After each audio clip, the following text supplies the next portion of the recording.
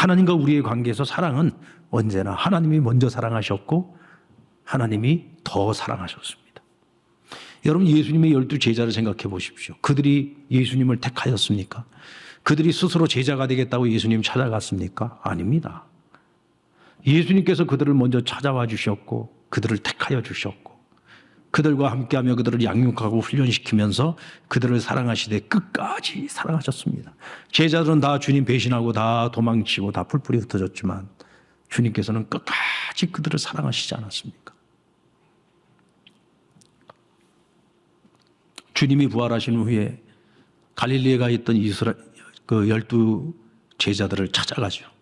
그들을 만나 주셨습니다. 그리고는 제자 베드로와는 단둘이 따로 대화의 시간을 갖습니다. 그때 여러분, 예수님께서 베드로에게 무엇을 물으셨어요? 야, 너 나 사랑하냐? 하고 물었습니다. 그것도 주님을 3번이나 부인했던 제자 베드로에게 3번씩이나 물었습니다. 너 나 사랑하냐?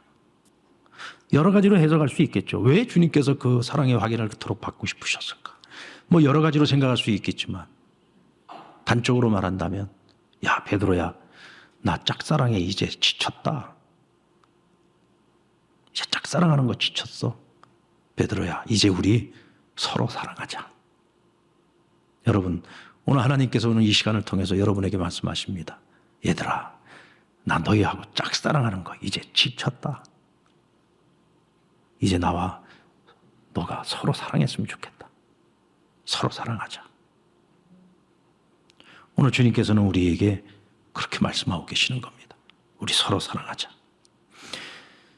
여러분, 주님과 서로 사랑하는 수준이 되려면은요, 우리가 반드시 선행해야 되는 것, 절대로 하나님이 사랑이라는 사실을 잊지 말아야 된다. 기억해야 된다는 것. 그러지 않으면은요, 우리는 하나님과 동행하다가 하나님 손을 놓쳐버릴 수 있습니다. 여러분들, 때로는 우리 하나님이 너무 무서운 하나님으로, 너무 두려운 하나님으로, 때로는 정말 끔찍한 하나님으로 우리 앞에 찾아올 때가 있어요, 없어요? 있습니다. 내 삶이 너무 고통스러울 때, 도무지 환난이 끝나지 않고, 아니 내가 하나님 믿는데, 하나님과 동행하는데, 내 인생은 왜 이렇게 시련이 끝나지 않나, 막 이런 생각들이 밀려올 때 우리의 마음에 막 실망이 찾아오고 낙심이 찾아올 때가 있어요. 그래서 하나님 손을 놓고 싶을 때가 있습니다. 이때 여러분, 우리가 절대로 잊지 말아야 될 것, 하나님은 사랑이라는 사실을 절대로 잊지 마셔야 됩니다. 우리 어렸을 때 생각해 보십시오. 여러분들 부모님들한테 많이 혼났습니까? 안 혼났습니까? 네, 다들 혼 많이 났을 것 같아요. 저도 혼 많이 났습니다. 저희 어머니한테 혼 많이 났어요. 저희 아버지가 늘 군인이셨기 때문에 전방에 가 계시니까 여자 혼자서 서울에서 그 딸 셋의 아들 하나, 거기다 그 귀한 아들 하나, 이거 잘못될까 봐 얼마나 엄하게 키우고 얼마나 잔소리도 많이 하시고 혼도 많이 냈는지 모릅니다. 평상시에 그렇게 다정다감하던 어머니가 어떤 날은 너무 화가 나가지고 막 매를 들고 소리를 고래고래 지르고, 정말 어머니도 자기 감정을 주체할 수 없을 만큼 막 저를 혼냈던 적이 있어요. 그렇게 다정하던 어머니, 그렇게 사랑 많은 어머니가 그날은 얼마나 무서웠는지 모릅니다. 너무너무 무섭고 두려웠습니다, 어머니가. 근데 여러분, 어머니가 저를 미워서 때렸겠습니까? 사랑해서 때렸죠. 그 하나밖에 없는 아들 그거 잘못될까 봐 사람 되라고 때린 거잖아요. 그 어머니의 마음을 아는 순간에 섭섭한 마음 다 사라지고, 그래, 엄마가 나 사랑해서 때렸지, 엄마가 나 사람 되라고 때렸지, 그러면 막 실망하고 낙심되고 어머니 미웠던 마음들이 다 사라지잖아요. 우리가 여러분, 그리스도인들이 겪는 시련은 그냥 시련이 아니에요. 하나님께서 짝사랑이 아니라 서로 사랑하려고, 서로 사랑하고 싶으셔가지고 우리에게 시련을 허락하시는 겁니다. 그 시련을 통해서 우리가 그래도 하나님 날 사랑하시잖아. 그래도 하나님 날 사랑하시잖아. 하나님은 사랑이시잖아. 나를 사랑하시는 그 하나님을 더 깊이 깨닫고, 그래서 내가 하나님 손 붙잡고 내가 하나님 서로 사랑하려고 애쓰게 된단 말이죠. 그래서 우리는 어떤 상황에서도 하나님은 사랑이라는 이 사실을 절대로 잊어서는 안 되는 거예요. 하나님의 사랑을 입은 우리는요, 서로 사랑해야 됩니다. 11절 말씀에 보면 사랑하는 자들아 하나님이 이같이 우리를 사랑하셨은즉 우리도 서로 사랑하는 것이 마땅하니라. 여러분, 우리가 서로 사랑하는 것은요, 선택이 아니에요. 마땅히 해야 할 일이라는 겁니다. 여러분, 한 부모에게서 태어난 자녀들은 형제지간에 우애가 있어야 됩니다. 그렇죠? 왜 그렇습니까? 한 부모 밑에서 사랑을 먹고 어렸을 때부터 같이 자랐잖아요. 혈육으로 맺어진 형제들 아닙니까? 그럼 어떻게 해야 돼요? 당연히 사랑해야죠. 그런데 만약에 이 형제들이 맨날 서로 미워하고 시기하고 질투하고 다투고 맨날 싸움질하고, 그러면 부모가 그것을 바라보면서 기쁘겠어요? 즐겁겠어요? 기쁘겠어요? 즐겁겠어요? 슬픈 일이죠. 슬픈 일이죠. 아니, 내 배 아파 낳은 이 자식들인데 내가 다 똑같이 사랑했는데 왜 쟤네들은 저렇게 하나가 되지 못하고 사랑하지 못하고 맨날 저러고 짓듣고 싸우냐? 슬프지 않겠습니까? 독생자의 피값으로 우리를 다 하나님 당신의 자녀로 삼으시고 우리를 이 교회 신앙 공동체 안에서 우리를 다 사랑으로 하나 되게 하셨는데, 한 가족인데, 형제 자매들인데 저희들끼리 서로 사랑하고 섬기고 행복해야 되는데 맨날 서로 짓듣고 싸우고 시기하고 질투하고 분쟁하고 갈라지고, 그러면 하나님께서 교회를 바라보시면서 그 마음이 얼마나 아프고 힘드시겠습니까? 오늘 이 땅에 그런 교회들 많이 있잖아요. 다 하나가 되지 못하고 서로 미워하고 다투고.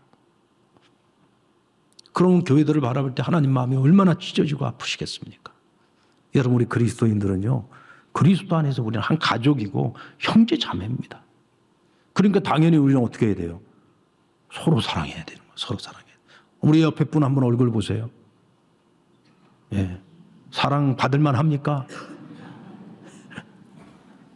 사랑 받을 만 하지요. 왜? 하나님이 사랑하는 이들인데, 하나님이 사랑하는 우리 형제 자매들인데 당연히 사랑 받을 만 하지요. 여러분, 서로 사랑하십시오. 이 땅에서도 자기밖에 모르는 사람, 아무리 많은 것을 가지고 있어도 행복하지 않은 사람들이 얼마나 많아요. 왜 그래요? 그저 나밖에 모르고 자기만 보고 살아가는 거죠. 그러니까 이런 사람들은 암만 많은 것을 가지고 좋은 환경에 있어도 지옥 같은 인생을 사는 거예요. 가진 것이 많지 않아도 그저 서로 같이 먹여주고 서로 베풀고 서로 나누고 서로 사랑하면서 살아가면은요, 그게 천국인 거죠. 여기서 지옥을 사는 사람이 천국 갖다 놓으면 행복하겠습니까? 천국 가서도 지밖에 모를 텐데. 여기서 천국의 삶을 살아야 나중에 천국 가서도 그 천국의 삶을 누리면서 살아가는 겁니다. 근데 그 천국의 모습이 뭐예요? 서로 사랑하는 겁니다. 서로 사랑. 서로 사랑하면은요, 가난한 자가 없어요. 굶주리는 자가 없어요. 여러분, 초대교회가 그러지 않았습니까? 각자 자기들이 가지고 있는 소유를 팔아 교회 앞에 내놓으면 그것을 가지고 어떻게 했어요? 필요를 따라 나누어 줬다고 했습니다. 그래서 초대교회는 굶는 자가 없었고 궁핍한 자가 없다고 말씀하고 있잖아요. 이게 여러분, 이것이 사랑의 공동체인 교회의 모습인 겁니다. 여러분들 옆에 분 한번 보십시오. 옆에 분 한번 보세요. 사랑하십니까? 그분을 사랑하십니까? 사랑하긴 뭘 사랑해. 쳐다보는 거 쳐다보지도 않고 있는데. 근데 문제는 뭐냐면 우리가 내 옆에 앉아있는 사람만 사랑한다는 거예요. 여러분들 교회 와서 한번 쭉 둘러보세요. 내가 모르는 사람들이 얼마나 많아. 우리 교회가 무슨 만명교인도 아닌데, 예? 우리 교회가 무슨 만명교인도 아닌데 모르는 사람이 천지야. 왜 그래요? 주일날 교회 오면 맨날 아는 사람, 친한 사람들끼리만 어울려. 지금 현재 내 옆에 있는 그 사람하고만 맨날 같이 어울리는 거야. 그 사람하고만 차 마시고, 그 사람하고만 밥 먹고, 그 사람하고만 대화 나누다가 가는 거예요. 그게 뭔 사랑이에요? 앞으로는 여러분들 주일날 교회 오실 때, 내가 오늘은 교회 와서 내가 잘 모르는 얼굴, 내가 지금까지 한 번도 말 섞어보지 않은 사람, 오늘 적어도 내가 10명은 만나서 인사도 하고 같이 잠깐이라도 말을 섞고 서로 좀 대화를 나누고 서로 조금이라도 알기 위한 노력을 좀 해야 되겠다. 이게 사랑인 거지. 뭐 맨날 말로만 서로 사랑하자 백날 얘기하면 뭐합니까? 주일날 교회 와서 내가 모르는 얼굴, 처음 보는 얼굴들이 있으면 먼저 찾아가세요. 먼저 찾아가서 안부도 묻고 이름도 묻고 그렇게 여러분 관심을 보이시라는 얘기입니다. 이게 여러분 사랑의 시작입니다. 서로 사랑의 시작이에요. 아멘? 아멘? 오늘 10사람 만나고 가는 겁니다. 왜 갑자기 소리가 작아요? 오늘 10사람 만나고 가는 겁니다. 10사람 만나시.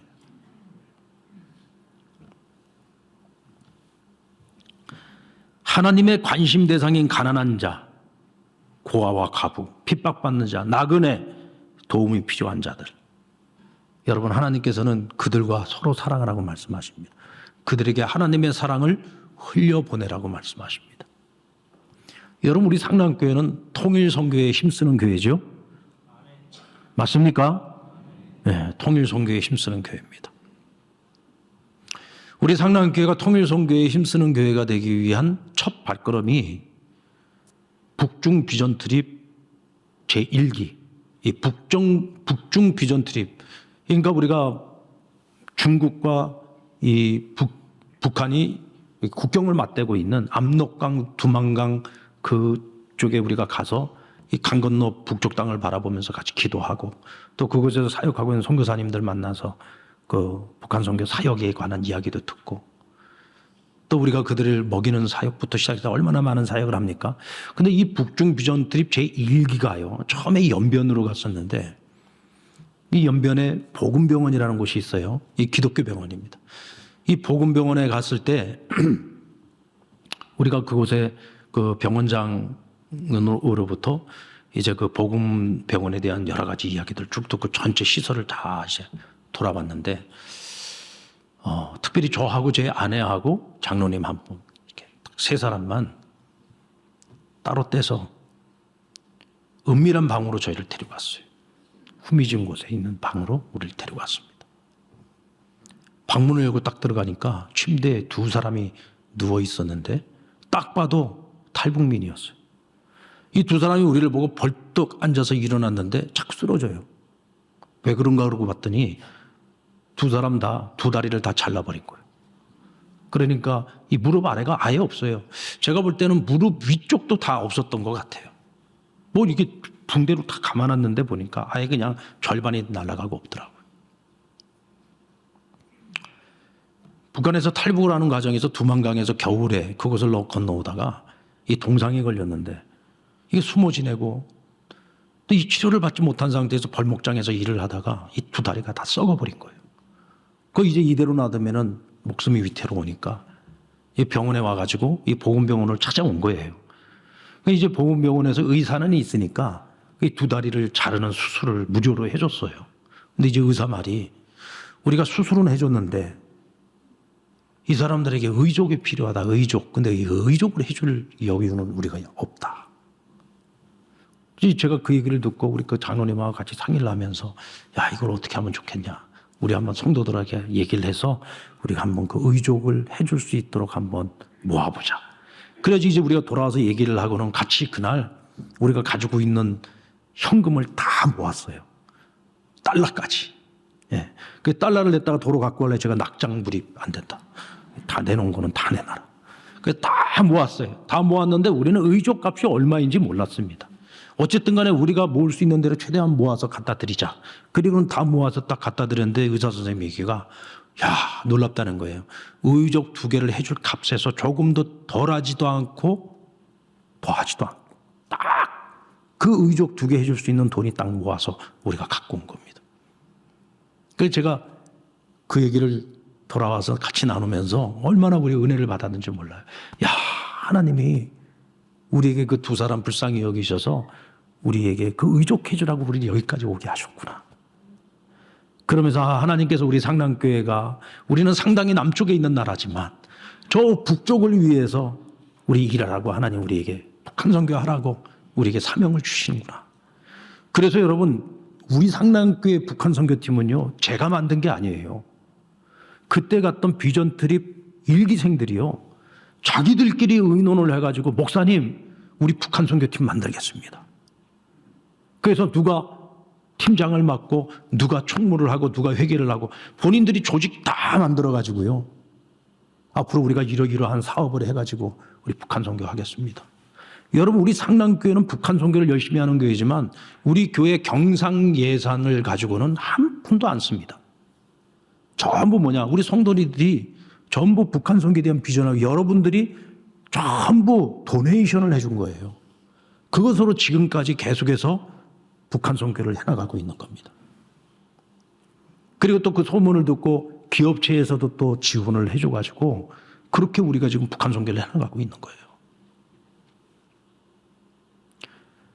며칠 전에 그 탈북민 선교회인 고향 선교회에 제가 지금 이사장으로 있는데 그 이제 실무 임원들이 저희 교회에 같이 모여갖고 뭐 이제 같이 이제 회의를 하던 중에 주용순 목사님 여기 새생명교회 목사님이 있잖아요. 그분이 대표회장인데 저에게 묻는 거예요. 목사님, 근데 상랑교회는 어떻게 북한 선교를 하실 생각을 했습니까? 목사님 부모님들이 북한 분들입니까? 이북 출신입니까? 하고 물어보더라고요. 아니다. 그게 아니고 나는 내가 예전에 영락교회에 있을 때 북한 선교에 대한 비전을 가지고 있었고 제가 우리 교회 담임으로 오면서 우리가 비전 트립을 갔는데 거기서 그 두 사람의 그 의족을 해주는 그 일을 통해서 우리 상랑교회가 북한 선교 팀이 만들어지고 오늘 여기까지 오게 된 거다. 그 얘기를 하는데요. 갑자기 주영선 목사가 어머머머머머 그러는 거예요. 그럼 왜 그러냐 그랬더니 목사님 그 두 사람이요 여기 와 있어요. 여기 어디? 여기 창원에 와 있어요. 에? 그 사람들이 왜 여기 와 있어? 새생명교회 나오고 있대요. 여러분 놀랄만한 일이죠? 그러니까 그때 우리가 그 일 있고 난 다음에 몇 년 있다가 한국으로 들어온 거예요. 이 두 분이 다. 그리고 두 다리 없는 두 양반이 여기 한국에 와서 결혼도 하고 여러분들 하나원에서 나오면은요 본인들이 가고 싶은 도시를 정합니다. 그리고 이 사람들이 도시가 어디 있는지 잘 모르니까 자기가 못 정하면은요 그 하나원에서 뺑뺑이 돌려가지고 갈 곳을 정해줘요. 근데 이분들이 창원으로 온 거예요.